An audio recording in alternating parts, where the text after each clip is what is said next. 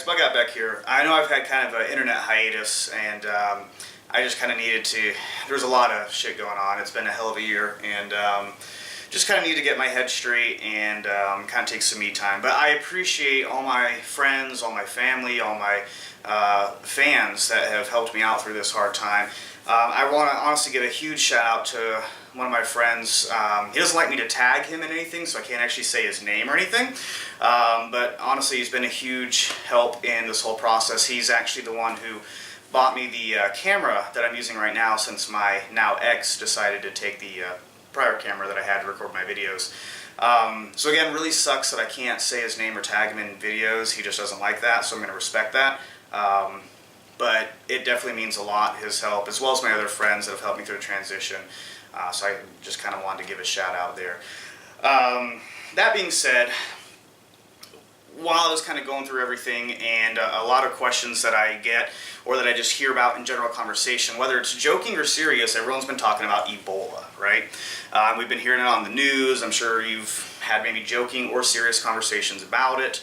Anytime somebody coughs, I don't know, Ebola. But it is a serious topic, and we do want, I kind of want to address it just because it's been a question that I've gotten a good bit.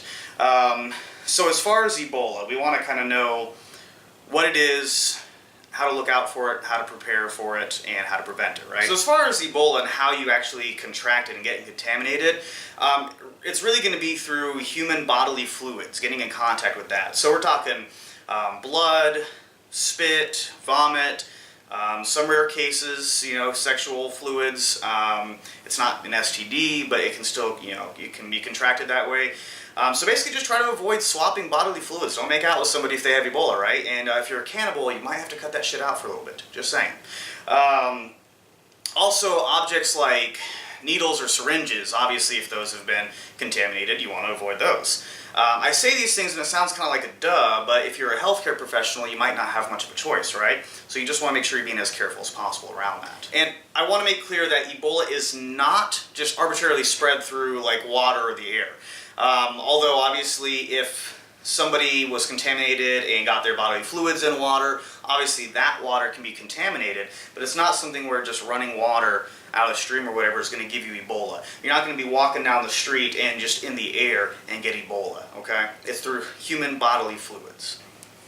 Also, so far there's been zero evidence that mosquitoes or other insects like that can actually carry and transmit Ebola that way. I know with the whole West Nile thing there was that big scare, but so far zero evidence that mosquitoes are going to go and give you Ebola. Now, here in the U.S., there's only 2 known cases of Ebola victims. Now, I say known like that because, honestly, there is information that's withheld from us. Now, it's not saying it's because there's a conspiracy or they're trying to hide something or it's secrets, right? The thing is that HIPAA comes into play, and HIPAA has to take their job very, very seriously. So we as the general public can only get information when the powers that be, or whatever you want to call it, are legally able to release that information. Same way as you don't want somebody knowing your medical records, right? Just saying. So real quick, what exactly is Ebola? We throw that term around, but do we really know what it is? Now, it's a disease, obviously. It's typically fatal. Sorry I have my little cheat sheet here just because I'm not an Ebola expert yet. But right now the current outbreak is going on in West Africa. Those who have brought it elsewhere, such as the U.S. or some of those other countries, have been because they've traveled to West Africa or those other areas that have been contaminated, and they themselves got contaminated.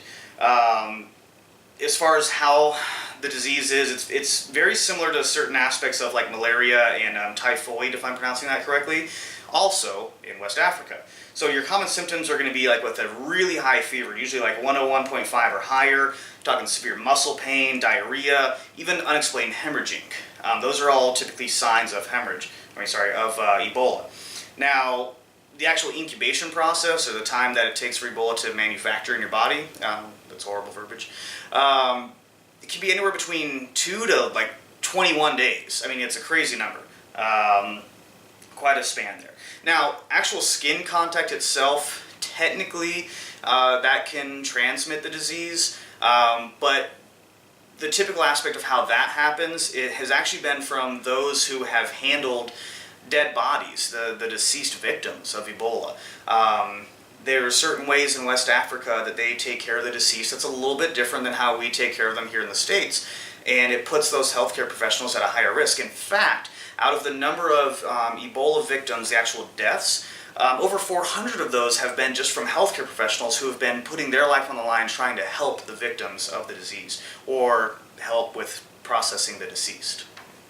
So of course, we know all the bad stuff about Ebola, right? So what do we do to fix it? What do we do to prevent it?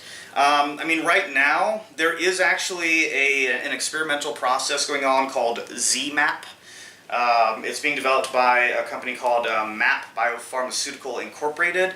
It's not actually been tested in humans yet, just for safety reasons. Now, keep in mind, this isn't being developed as like a cure-all, and it's not a vaccine. This is a treatment. Now, what's the difference? Well, a vaccine is typically going to be something that helps prevent the disease from even forming. Right now, there's no FDA-approved vaccines for Ebola in the U.S. I know that kind of sucks, but at the same time, with how rare it is right now in the U.S., I can kind of understand why it's not a top priority for them, but who knows what's to come, right? So as far as prevention, well, I mean, we've already discussed maintaining a healthy lifestyle, taking a multivitamin, being aware of what you're eating, trying to build up your immune system, trying to be physically fit so you can fight off certain diseases. I know that with my recent breakup, my immune system went to shit because I wasn't taking care of myself the way I should be, so I've been getting back into that process. So really, that's the only real prevention we can do. As far as, if you're a healthcare professional, you're the ones that are at the highest risk if you're dealing with the victims. But at the same time, you're also probably armed with way better knowledge than people like me, right? That being said, I am lucky enough to have, like a friend, and a couple of friends, but a really good friend in the medical field. And she's able to at least kind of give me some of the basic knowledge and basic things we can do. There's certain things that you can get that'll help if you're really worried about it. You can get something like this, like a sanitary cloth. This kind of stuff you're going to have to probably find online, though. This isn't normally what you're just going to get at your local Target or Walmart. This particular sanitation takes care of a ton of different things that I can't even pronounce. It's not your regular Clorox wipes. So just look for something like a germicidal disposable cloth and try to look through the list of what all it prevents. This one does HIV, hepatitis B, this, that. I can't go through the list. It's a gigantic amount. If you're really super paranoid about any kind of, whether it's airborne or just you're dealing with people and you don't want their fluids all on your face, get yourself one of these like kind of heavy-duty face masks. Essentially a respirator without having the gigantic filters and whatever. These are just good to have in your bug-out bags, in your first aid kits, whatever. These are super durable and are going to be a lot better than just those standard medical masks. And then, of course, if you're going to be in contact with people that you might worry about whether it's Ebola or just any kind of disease or just nastiness you don't want to get on you, get yourself a pair of good latex gloves, examination gloves. Typically these kind of blue ones here that are, the scary ones with the finger and the doctor says bend over. No. Get yourself a good pair of gloves that aren't going to rip, aren't cheap and nasty. For the really good ones, again, you might have to get those online. But honestly, other than that, biggest thing I can say is be prepared, not paranoid. Be aware, not scared. It's all about perception, comprehension, projection. All right? And as always, be prepared.